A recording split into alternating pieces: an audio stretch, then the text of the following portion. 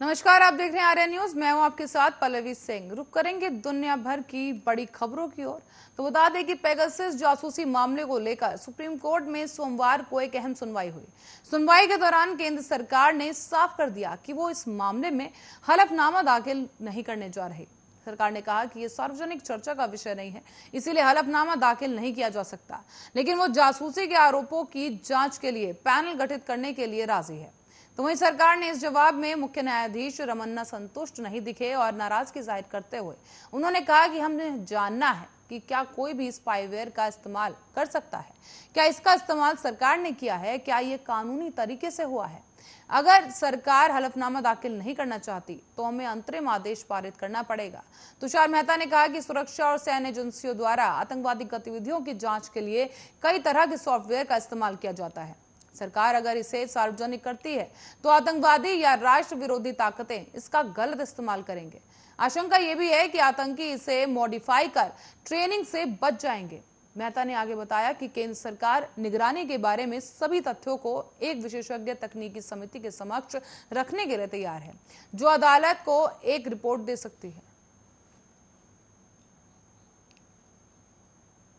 और कांग्रेस की राष्ट्रीय महासचिव और यूपी प्रभारी प्रियंका गांधी का रायबरेली दौरे के दूसरे दिन सभी कार्यक्रमों को अचानक से रद्द कर दिया गया।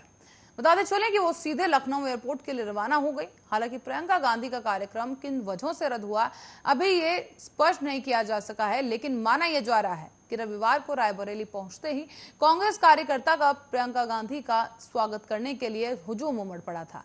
इसी दौरान कुछ कांग्रेसी नेता आपस में भिड़ भी गए, जिसके बाद उन्हें यह दौरा रद्द करना पड़ा। गौरतलब है कि प्रियंका गांधी 10 सितंबर को शाम को लखनऊ पहुंची थी और उसके बाद 2 दिन तक लखनऊ में पार्टी कार्यकर्ताओं और पदाधिकारियों के साथ आगामी विधानसभा चुनाव को लेकर मंथन किया गया। रविवार को प्रियंका गांधी अपनी मां सोनिया गांधी के संसदीय क्षेत्र रायबरेली भी पहुंची। इसके बाद उन्होंने कार्यकर्ताओं से भी बात की और उन्हें चुनाव की तैयारियों में जुटने को कहा। प्रियंका ने कार्यकर्ताओं से कहा कि उत्तर प्रदेश विधानसभा के चुनाव बिल्कुल नजदीक है, इसीलिए कार्यकर्ताओं को दिन रात काम करने की जरूरत है। टिकट बंटवारे पर उन्होंने ये भी कहा कि उम्मीदवारों के नाम तय करने की प्रक्रिया में संगठन के पदाधिकारियों की महत्वपूर्ण भूमिका रहेगी। आगे उन्होंने कहा कि संगठन का काम अब आखिरी चरण में पहुंच चुका है। साथ ही आगामी चुनाव में टिकट बंटवारे के संगठन की महत्वपूर्ण भूमिका रहेगी। और आपको बता दें कि रायबरेली सीट कांग्रेस का गढ़ माना जाती रही है। यहीं से प्रियंका की मां और कांग्रेस की अंतरिम अध्यक्ष सोनिया गांधी सांसद भी हैं।